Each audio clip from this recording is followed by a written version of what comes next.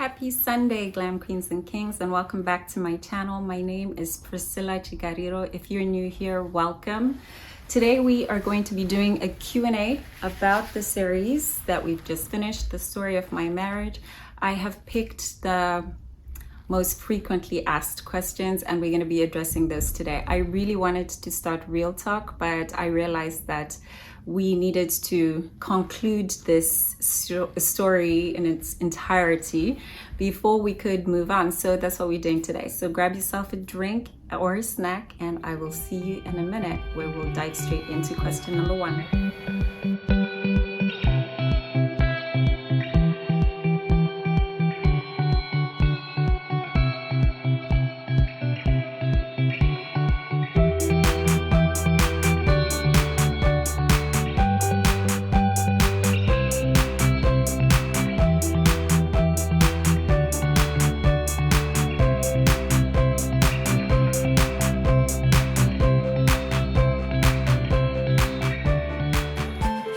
Eternal Heaven asked, so how did your son have a US passport or citizenship in the first place?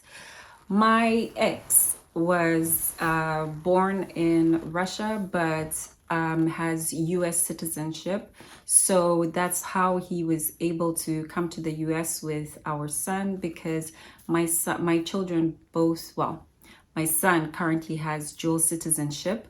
My daughter has Zimbabwean citizenship, but we are in the process of sorting out her US citizenship as well. So that is how he was able to bring our son to the US without any issues.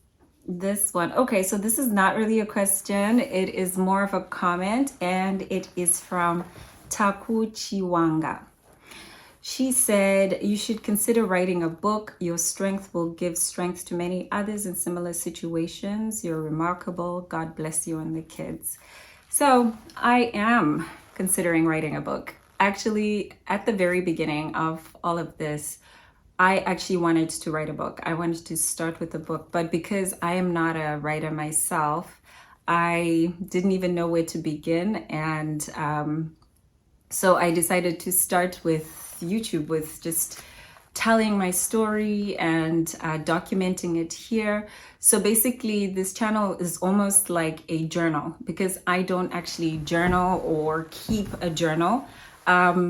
This is sort of like my journal, and the series was a very summarized version of the past 10 years basically. So yes, in the future I am definitely, I think that I should obviously wait until the major legal issues have been concluded. For example, custody and also my ex's criminal case. Once those are concluded, then at least I will have like the story will be able to be concluded basically. So right now I am in the preliminary stages of trying to figure out how to get this book done. And yes, God willing, we'll make a movie as well. So who knows, but definitely I am open to that. And the book will obviously be much more extensive and include a lot of details which I left out in this series. Question or comment? So I'm going to be like, I kind of picked questions and also a couple of comments which I thought were relevant or interesting, or which I wanted to share. Okay, so this one is from Precious Mutsambiwa. You're very strong. Thank you for sharing. I can't believe all the months you were not with your son. How were you holding up? It is incredibly hard. And I honestly have no idea how I managed to survive it, but I did what I could. I kind of accepted my situation and accepted that I wasn't going to see him for a long time at the very beginning. Well, actually not at the very beginning, like literally like the first couple of days, or the first couple of days only. I thought that I was gonna get him back like almost immediately, probably like after a month or something like that. But then after the first week, once I understood what it would entail to get him back, then I cried.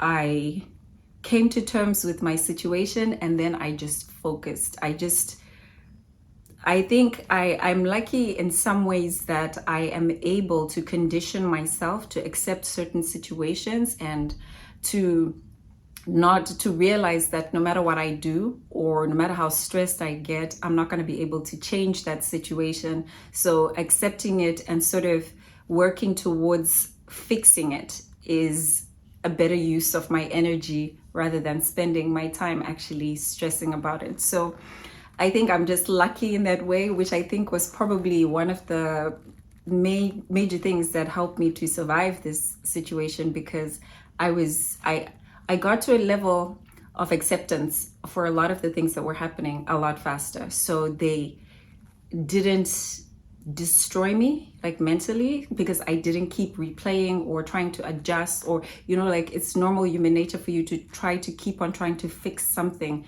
that is not necessarily fixable. So for me, I usually just kind of look at it. If I can't fix it, I accept it and I start trying to fix what I can fix. So that was basically the same thing that I did. I missed him like crazy, but then I knew that if I didn't focus on trying to get him back, on working towards that, I was never going to succeed.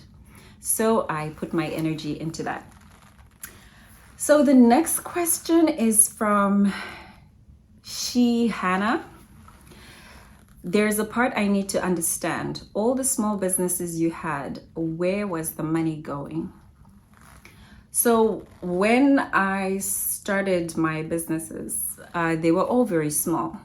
And as you would do, like when you're trying to grow your business, you reinvest all the money that you get into those businesses. Because my ex was paying for our lifestyle in Russia, there was no need to take that money from Zimbabwe and use it in Russia. So it remained in Zimbabwe. It helped with the development of the property. It helped pay salaries. It helped buy new equipment, because, when you have a restaurant business, upgrading your equipment makes everything operate much better. You need point of sale systems, things like that. So that is basically where the money would go, into further development and growing the business, just making things more up to date with international technology, because I was living in a country where restaurants are extremely developed and they are absolutely amazing. I wanted to have those kind of standards at my restaurant in Zimbabwe. So I would invest in the best equipment for our kitchen, the best equipment for the floor. So that's basically where the money went. Okay, so with all the great questions and also all the wonderful and sympathetic comments, obviously there are some outliers, people that have a different opinion about your situation, or just I guess a different opinion about your situation. So this was a comment that was made by somebody called Tandy. Girl, you were living the high life in Russia. I don't really get your complaints, because in Zim there are single mothers who are stuck in Bari with no food and no money to hike a combi into any part of Harare and seek medical treatment for their if their little children fall sick. You have no idea what hardship is or poverty, so please stop complaining too much. Your story is very interesting, but there are more devastating cases in your home country, Zimbabwe. Okay. Everybody's allowed to have their own opinion, but I did respond to this. And I said to her, hi, Tandy, thank you for, hi, Tandy, trying to shame anyone for sharing their story is why many women suffer in silence. Our paths are all different. No one deserves to be mistreated, no matter how privileged. Wishing you peace. This is actually one of the main things that made me really scared to share this story, because of judgment. there are a lot of people that have experienced me in different ways. Experienced me when I'm working, experienced me when, I am stressed. I wasn't particularly at my best, I would say, or like, we're all humans. We all have different reactions at different times. So I know that there are mixed feelings. And one thing that I have always known and come to terms with is that no one is universally liked. And I know that I'm not universally liked, but at the same time, putting each other down when someone is sharing something that is, something that troubled them, something that happened to them, is not very constructive. And also at the same time, when someone is sharing something that is already happened, making disparaging comments is not going to change what happened in the past. Rather, being constructive and, looking forward and kind of learning a lesson from what happened is, what we should be focusing on doing, which is basically my goal. Another one of my goals with sharing this story, that, I went through a lot, and this and this and this is what I learned. And in the event that what I experienced is helpful to someone else who's out there who is currently going through it, or who doesn't recognize some of the signs of potential abuse beginning, picks up something and learns something, and we help each other. Our next one was from PM. She asked, what is the Law Society of Zimbabwe doing with such a lawyer? She's referring to Mambosasa, Alex Mambosasa. They now seem plenty. They take advantage of people in trouble. My experience with the Law Society in Zimbabwe was very negative. I initially, before things had even gone very far, after I discovered that he had changed all my company documents and what they were planning to do, I wrote an email to the Law Society to report him, in the hopes that they would do something, since they are a society that's where you're supposed to actually be able to report lawyers that are not doing their job, or that are in essence stealing, or not sticking to their oaths, I guess. So I contacted the Law Society. The email that they sent me back was basically, they said that I should get another lawyer who will make the report on my behalf.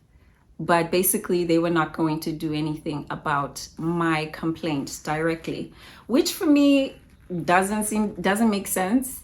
Why do I need to hire a new lawyer so that they can report another lawyer to the Law Society? It's a little odd, but basically they are not helpful at all. I wish this was something that I could get an answer on. If there's anybody who knows anyone at the Law Society out there, to ask them, why is it that you cannot do an individual report? You have to make a report through a lawyer? Because as it is, when you're in a situation like mine, where it's even tough just having one lawyer, having to hire a new lawyer to report the old one doesn't seem to make a lot of sense. So moving right along, Lindiwe Madare asked, this one has really touched me because I've gone through the same in this past year, though for my business, where you end up being prosecuted for a criminal case just because someone just wants to take what belongs to you. Please continue to fight. I guess this is not really a question. This was a comment. And the reason why this comment stood out to me is it feels, with all these wonderful emotions that I've always had towards Zimbabwe, currently I feel very let down. And it's sad for me to keep hearing that this is now a new form or a new way of people taking things that belong to other people, using the courts. Like, what level of, I am not a political person or anything like that, but how are we as a society supposed to progress when nothing you own or nothing you create actually belongs to you in a way where it's not safe, where if somebody sees something that you have or something that you own, they can easily just go and change it, and tomorrow it's no longer yours. How do you actually trust that you can develop in a society or in an economy like this, in a country like this, which is our country? This is a big question, and one which I hope is addressed very soon, because there is just no way to actually grow when these are the things that you are fighting against. Okay, so the next one is also a comment, and this was a comment from a man, Wilbord Madzura. Keep on keeping on, sister. You're fighting a good fight. You will triumph when the dust settles. I do apologize on behalf of some men for the horrible ordeal visited upon you. Simply unpardonable, to say the least. I chose to kind of comment on this comment because when you go through something as traumatic as this, and I know that this is applicable to a lot of women that have been through very traumatic situations or relationships with men, you feel as though you are never going to be in another relationship because your enemy stops being that one person who has traumatized you in this really horrible way or mistreated you. It becomes the entire sex. You become completely put off that sex. For me, I guess it was a very individual experience. I had never actually experienced anybody that put me through something like that.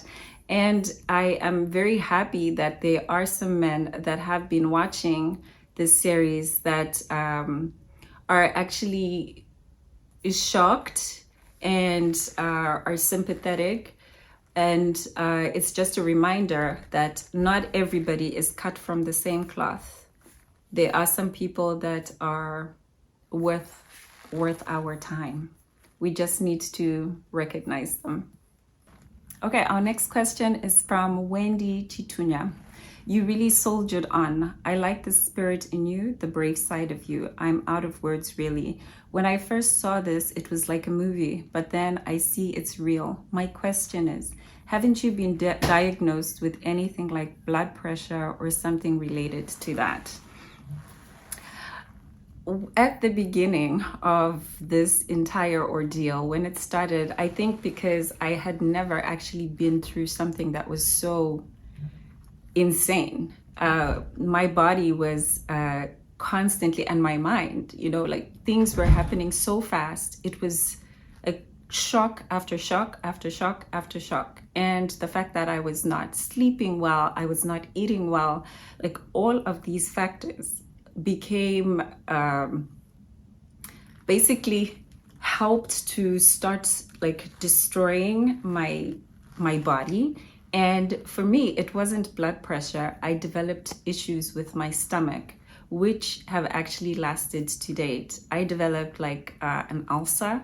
Like I couldn't eat properly. My stomach hurt. It was just crazy. I was lucky that it didn't start to bleed or anything like that. When it got so painful, I went to the doctor. I was still in Russia. I went to the doctor and they put a camera down my throat into my stomach to see what was going on. And at least I was able to get it under control then. But then it's something that has persisted like to date. Every single time I get bad news or something bad happens, my stomach starts to hurt. It's the first thing that starts to hurt. So unfortunately, I did not come out unscathed. I developed stomach issues. The next question was from May, and she asked, not sure if I can ask, you mentioned that you traveled with your sister and your daughter to the US. Just wondering what happened to her along the way. My sister that I traveled with to the US moved to a different state because when we arrived, we initially were not supposed to stay for a long time. The accommodation that we had was temporary, and it was just one bedroom that we were sharing. And when we realized after 2 weeks that everything was going to take a much longer time than we expected, it made more sense for her to move to another state where we had some family. So she moved there, and she is there still, and she is thriving. She basically was also able to change her life from this experience, and she's doing really well. And meanwhile, what was happening in Zim, your property and vehicles, and the Zim lawyer? Okay, so at present, you know, every single time I get an email from my Zimbabwean lawyer, I experience a little degree of, like, trauma. When you see like someone's name come on your screen of your phone and you feel that, oh my gosh, feeling. That's how I feel every single time I get an email from my lawyer in Zimbabwe, because I know that it has something to do with all that stuff that is in Zimbabwe. So recently they have been trying to clean up, I guess, what they did with the property. So they are trying to have my cases, well, basically succeeding in having my cases in Zimbabwe dismissed. Of late, they were working on the caveat that I had placed on the property. They are having that dismissed on the grounds that I have not made myself available for the pre-trial conference. And in Zimbabwe, you cannot have a pre-trial conference via Zoom. It has to be done in person. So as long as I remain outside Zimbabwe, I cannot have a pre-trial conference, which means that this case cannot be heard in front of a judge. So they are trying to have it dismissed. And I guess now that my ex is incarcerated and Mambo Sasa now has the keys to the kingdom, I wouldn't be surprised if I heard that he's now living in my house. Who knows? He's already driving my car. Moving right along. Have you finally found a job? This is from Agnes Nyambwa. I have not. Well, it's not that I have not found a job. I do not have documents to work in the US, so I currently cannot work. I am in the process of sorting that out, something that I will share with you guys in about a month or two once everything is concluded, but I'm okay. I am being taken care of, but I am currently not working, but I am creating foundations because everything that I had, every business that I had, everything that I had developed was taken or destroyed. I basically feel like I am just out of college. I am back again to how I was when I was in my early 20s, where I'm like recreating. Now I am starting afresh. I'm restarting, either reviving some things, or I am working on new projects, trying out some new ideas, etc. At 41, it's a bit daunting, especially with 2 kids and the fact that I'm not so young. But yeah, I'm in the process of getting myself together. And once I sorted out my documents, then yes, I will find a job. Well, I will share with you what's happening in the job sphere. The next one is from Vongai. And thank you so much, Vongai. You commented a lot. I saw your comments and they were all great. This one, what a journey you have been on. Oh my word, you have been through the most. What a wow. I wonder if you had any advice for people who are dating, getting married, or going through a divorce based on your experience. Stay strong. Keep putting one foot in front of the other. To say I have advice would not be the best way to put it. I think the most that I have is I can share my experience, share my observations. So it's not really that I would advise anybody to do anything, but I would advise that you look at my story, see if there are any similarities with what you are going through currently or with whom you're with. And then maybe use that as a starting point to observe them, to see if there are any other red flags that come up. Then you know whether or not to stay or to go. But Real Talk is going to be a series which is basically going to be a bit of a deep dive into, number one, some of the things that I did to start healing from this trauma that I went through, and also some of the red flags that I saw along the way and didn't pay attention to. Kind of like looking at the entire situation and picking some lessons that we could learn along the way. So yes, if it is advice, then we are going to kind of talk about it together in Real Talk. The next one was from Rosemary Wande. Live, darling, you've gone through the most. What I take from this is to give it my all in raising my son so that he never makes anyone feel this way. Love and light. This comment really resonated with me because that is also my goal. The thing that scared me the most about not being able to raise my son or not being able to contribute to his upbringing was I was afraid of the person that he would grow up being. Being raised by an abusive person doesn't necessarily guarantee that you're going to be abusive yourself, but there are certain values that that person lacks. And those are the things that I was afraid that my son would end up lacking. And it would end up being a cycle. There are a lot of people that say trauma or stuff like that, abuse, etc., is something that can be passed on. And I believe this because from my observation, which is something that I'm going to, which is, you know, a topic for another episode, looking at the way that my ex was raised and the person who raised him, I think contributed a lot to the person that he was ultimately, and how things ended, basically. So yes, it is very important for us as mothers to raise our sons well, to raise our sons to respect other women, and to raise them to generally respect people, to treat the women around them the way that they would want their mother to be treated.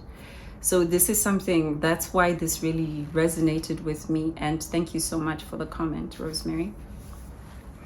Then Terry Carey said, I'm sorry to ask this, Priscilla. Didn't you see any red flags before committing to this monster?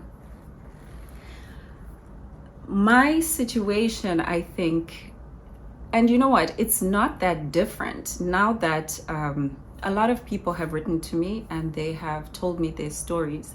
And one common thread that I've seen is a lot of the trauma is not necessarily visited on you by a person during the duration of your relationship. It is after you leave them that they do the most to you. So during the relationship, they're abusive, but then they still want you to stay.